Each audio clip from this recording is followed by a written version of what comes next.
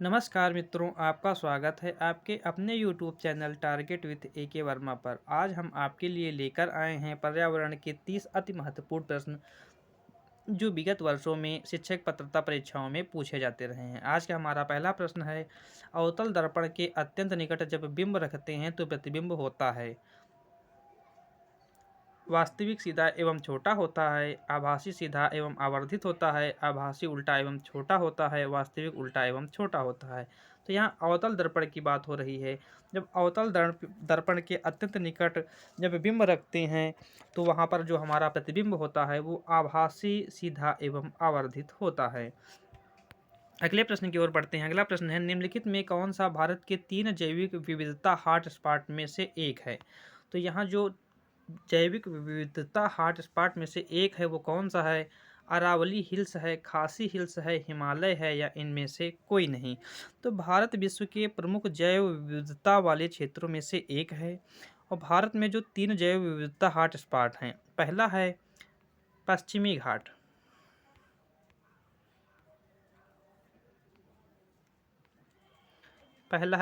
घाट, और जो दूसरा हमारा है वो है इंडो वर्मा क्षेत्र। इंडो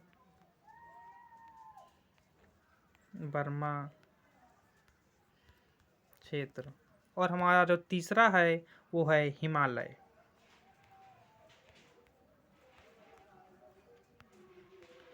इसलिए जो हमारा इसमें राइट आंसर होगा वो होगा हिमालय, विकल्प नंबर तीसरा। खासी हिल्स और अरावली हिल्स ये 3 जैविक विविधता हॉटस्पॉट में शामिल नहीं हैं। अगला प्रश्न है हमारा, राजस्थान का राज्य पशु है। आपको बताना है राजस्थान का जो राज्य पशु है वो क्या है। बाघ है, गाय है, ऊंट है या भेड़ है। तो राजस्थान का जो राज्य पशु है वो हमारा है ऊंट। ये राजस्थान का राजकीय पशु है। नेक्स्ट प्रश्न की ओर बढ़ते हैं। 4 नंबर प्रश्न है, निम्नलिखित में से कौन सा कथन सही है। आपको बताना है इसमें से कौन सा कथन जो है वो सही है। सभी धातुएं तन्य होती हैं, सभी अधातुएं तन्य होती हैं, सामान्यतया धातुएं तन्य होती हैं या कुछ अधातुएं तन्य होती हैं। तो इसका जो हमारा राइट आंसर रहेगा वो रहेगा सामान्यतया धातुएं तन्य होती हैं, लेकिन जो सभी धातुएं होती हैं वो तन्य नहीं होती हैं। नेक्स्ट प्रश्न है हमारा, वायु प्रदूषण का कौन सा स्रोत नहीं है। तो इसमें जो वायु प्रदूषण की बात की गई है और स्रोत नहीं है की बात पूछी गई है। पहला ऑप्शन है वाहन, दूसरा है उद्योग, तीसरा है ठोस अपशिष्ट और चौथा है धूल के कण। तो वाहन जो है वो हमारा ध्वनि प्रदूषण का स्रोत है, उद्योग भी है और धूल के कण भी हैं, लेकिन जो ठोस अपशिष्ट है ये वायु प्रदूषण का स्रोत नहीं है। नेक्स्ट प्रश्न है हमारा, निम्नलिखित में से कौन सा रामसर घोषणा की सूची में नम क्षेत्र नहीं है। तो रामसर घोषणा की सूची में नम क्षेत्र नहीं है, कौन सा नहीं है। वुलर झील है, रुद्र सागर झील है, केवला देवी राष्ट्रीय उद्यान है या राजसमंद झील है। तो वुलर झील, रुद्र सागर और केवला देवी राष्ट्रीय उद्यान ये दोनों रामसर घोषणा की सूची में नम क्षेत्र हैं, और राजसमंद झील जो है, राजसमंद झील ये हमारा नहीं है, इसलिए विकल्प नंबर यहाँ हमारा चौथा राइट रहेगा। नेक्स्ट प्रश्न की ओर बढ़ते हैं। अगला प्रश्न है हमारा, राजस्थान में कौन सा नवीकरणीय संसाधन नहीं है। राजस्थान में कौन सा जो है नवीकरणीय संसाधन नहीं है। जल विद्युत है, प्राकृतिक गैस है, पवन ऊर्जा है या सौर ऊर्जा है। तो 7 नंबर प्रश्न में जो हमारा राइट आंसर रहेगा वो रहेगा हमारा प्राकृतिक गैस। जो प्राकृतिक गैस है वो नवीकरणीय संसाधन नहीं है। प्राकृतिक गैस, प्राकृतिक गैस नवीकरणीय संसाधन के अंतर्गत नहीं आता है। राजस्थान में भी यह नवीकरणीय संसाधन नहीं है, जबकि जल विद्युत, पवन ऊर्जा और सौर ऊर्जा जो हैं, जल विद्युत, पवन ऊर्जा और सौर ऊर्जा ये तीनों नवीकरणीय संसाधन के अंतर्गत आते हैं। नेक्स्ट प्रश्न देखते हैं। हमारा नेक्स्ट प्रश्न है, विज्ञान प्राकृतिक विषय की व्यवस्थित ज्ञान एवं धारणाओं के मध्य संबंधों का तार्किक अध्ययन है जिसमें ये विषय व्यक्त होते हैं। उपरोक्त कथन किसका है। इसमें कथन की बात की गई है, कथन किसका है। W.C. डेम्पियर का है, V.S. ब्लूम का है, कार्ल पॉपर का है या J.W.N. सुलीवन का है। तो 8 नंबर प्रश्न में जो एक कोटेशन दी गई है ये किसकी है? तो इसका जो राइट आंसर रहेगा वो रहेगा डब्ल्यू.सी. डेम्पियर की है। ये डब्ल्यू.सी. डेम्पियर की जो है ये परिभाषा है। विकल्प नंबर पहला सही रहेगा। नेक्स्ट प्रश्न की ओर बढ़ते हैं। नेक्स्ट प्रश्न है, निम्न में से किसमें उद्यान कृषि का अध्ययन किया जाता है? जो उद्यान कृषि होती है उसका अध्ययन किसमें किया जाता है? बॉटनी में किया जाता है, हॉर्टिकल्चर में किया जाता है, जियोलॉजी में किया जाता है या एनाटॉमी में किया जाता है? तो 9 नंबर प्रश्न का जो हमारा राइट आंसर रहेगा वो रहेगा विकल्प नंबर दूसरा, हॉर्टिकल्चर। हॉर्टिकल्चर के अंतर्गत उद्यान कृषि का अध्ययन किया जाता है। व्यापारिक स्तर पर किया जाने वाला विभिन्न फलों का उत्पादन ही हॉर्टिकल्चर कहलाता है। नेक्स्ट प्रश्न है 10 नंबर, निम्न में से कौन सा प्राथमिक स्तर पर विज्ञान के शिक्षण का वांछित उद्देश्य है?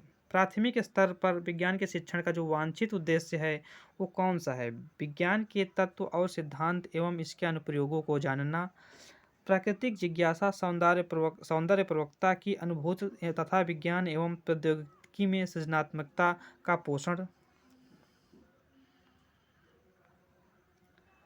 ईमानदारी, स्वतंत्रता और सहयोग के मूल्यों को आत्मसात करना या उपरोक्त सभी।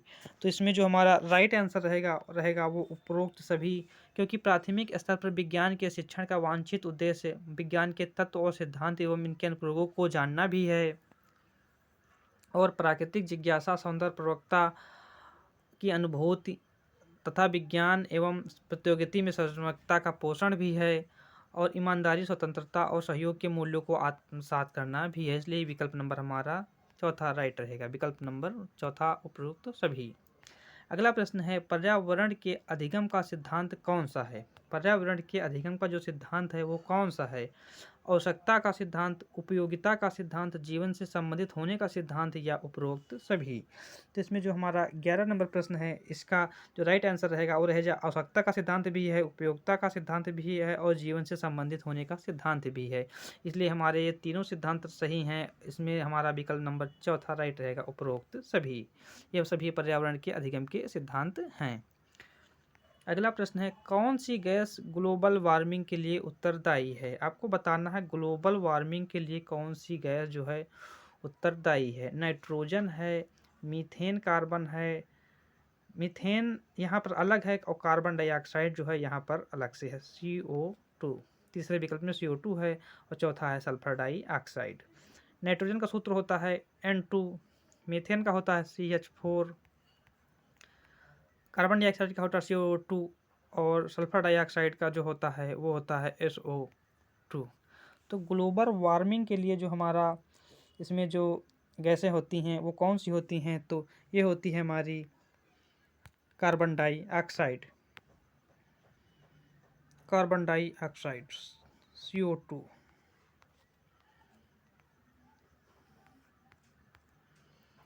नेक्स्ट प्रश्न है हमारा, परियोजना विधि में कितने सोपान होते हैं? जो परियोजना विधि होती है उसमें कितने सोपान होते हैं? 4 होते हैं, 3 होते हैं, 8 होते हैं या 6 होते हैं? तो इसका जो हमारा राइट आंसर रहेगा वो रहेगा 6।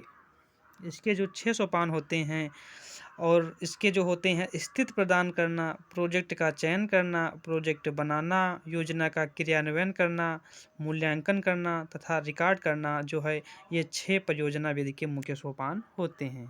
अगला प्रश्न है हमारा, छोटी कक्षाओं में पर्यावरण अध्ययन। 14 नंबर प्रश्न है, छोटी कक्षाओं में पर्यावरण अध्ययन विषय में रुचि उत्पन्न करने के लिए पढ़ाने का तरीका जो है होना चाहिए। जो पढ़ाने का तरीका है वो कैसा होना चाहिए? आगमन, मनोरंजक एवं खेल संबंधी, रटने का या निगमन?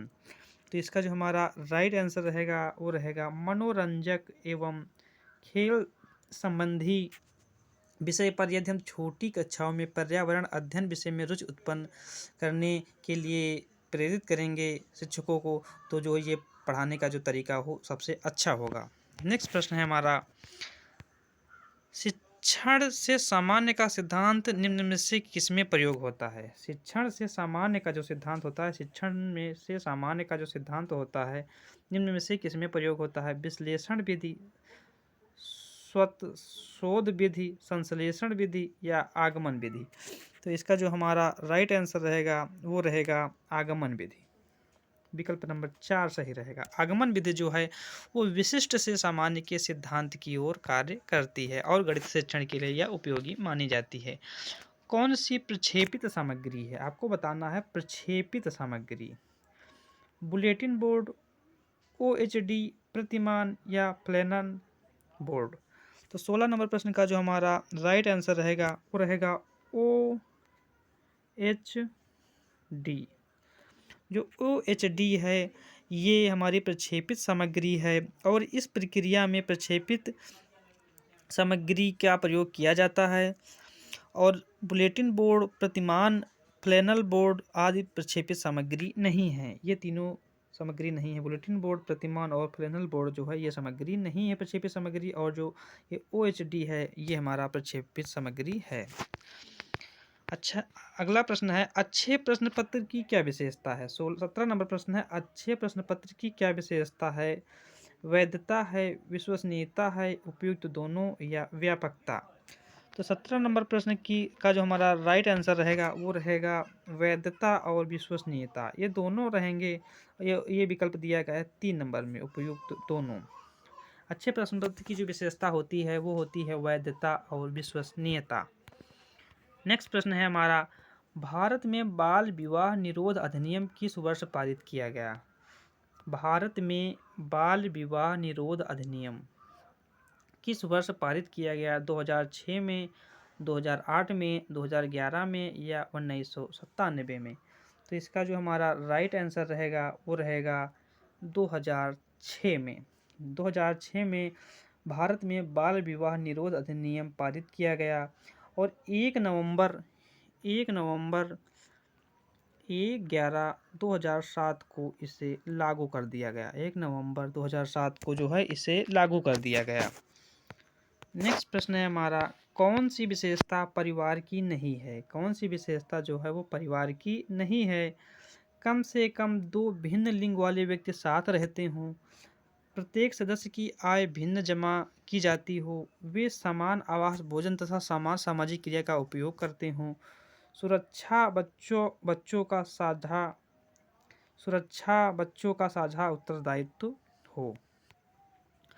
तो इसमें जो पहली भी कंडीशन जो है, एक विशेषता जो है परिवार की है कि कम से कम 2 भिन्न लिंग वाले व्यक्ति साथ रहते हों और वे समान आवास, भोजन तथा समान सामाजिक क्रिया का उपयोग करते हों, ये भी विशेषता है। और सुरक्षा बच्चों का साझा उत्तरदायित्व हो, ये भी विशेषता है। लेकिन जो प्रत्येक सदस्य की जो आय है वो भिन्न नहीं जमा की जाती है परिवार में, ये इसकी विशेषता नहीं है, इसलिए विकल्प नंबर यहाँ हमारा दूसरा राइट रहेगा। नेक्स्ट प्रश्न की ओर बढ़ते हैं। नेक्स्ट प्रश्न है 20 नंबर, राष्ट्रीय बाल श्रम उन्मूलन प्राधिकरण की स्थापना कब की गई। राष्ट्रीय बाल श्रम उन्मूलन प्राधिकरण की स्थापना जो है वो कब की गई। 16 अगस्त 1996, 5 जून 1990, 22 जुलाई 2002 और 26 सितंबर 1994। तो इसका जो हमारा राइट आंसर रहेगा वो रहेगा 26 सितंबर 1994 को राष्ट्रीय बाल श्रम उन्मूलन प्राधिकरण की जो है स्थापना की गई। और यह प्राधिकरण शुरुआत में 13 राज्यों के 200 जिलों में गठित किया गया था।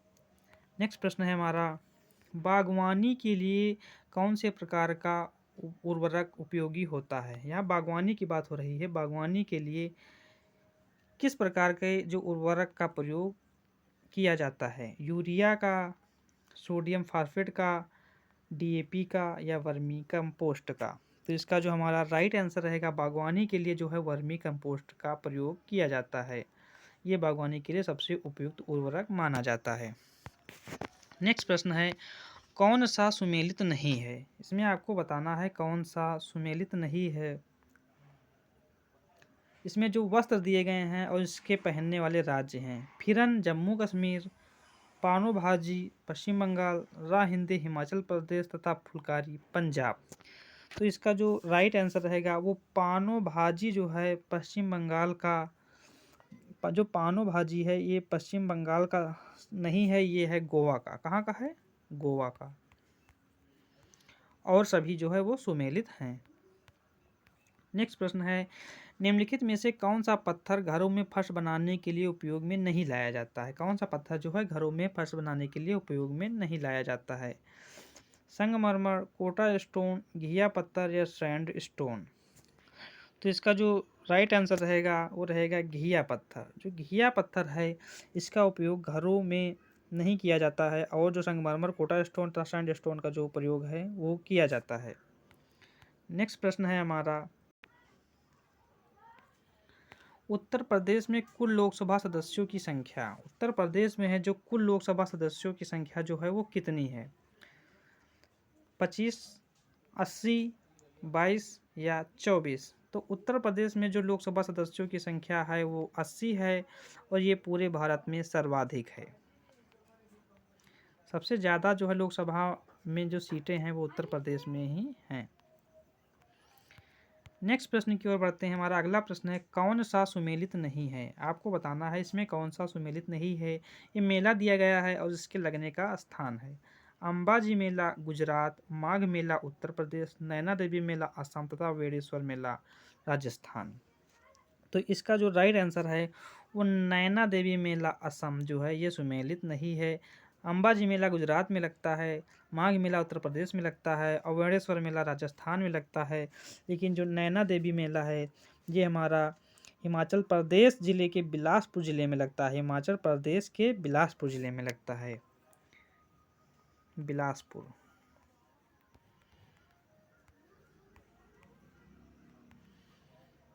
बिलासपुर में लगता है और ये हिमाचल प्रदेश में पाया जाता है। अगला प्रश्न है, राजस्थान स्टेट केमिकल्स वर्क्स कहाँ स्थित है? राजस्थान स्टेट केमिकल्स वर्क्स कहाँ स्थित है? डीडवाना में है, नागौर में है, बाड़मेर में है या पर्वतसर में है?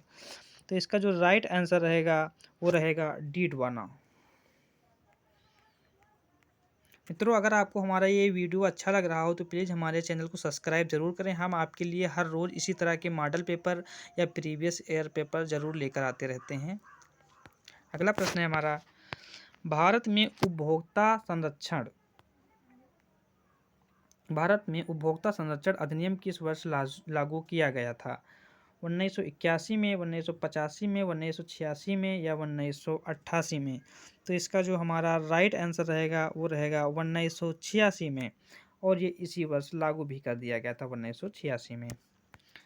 नेक्स्ट प्रश्न है हमारा, मलेरिया रोग होता है, मलेरिया जो रोग होता है इसका नाम सभी ने सुना होगा, ये किसके कारण होता है? प्लाज्मोडियम फाल्सीपेरम के कारण, एंटमीबा हिस्टोरिका के कारण, या रेट्रोवायरस के कारण, या साल्मोनेला के कारण?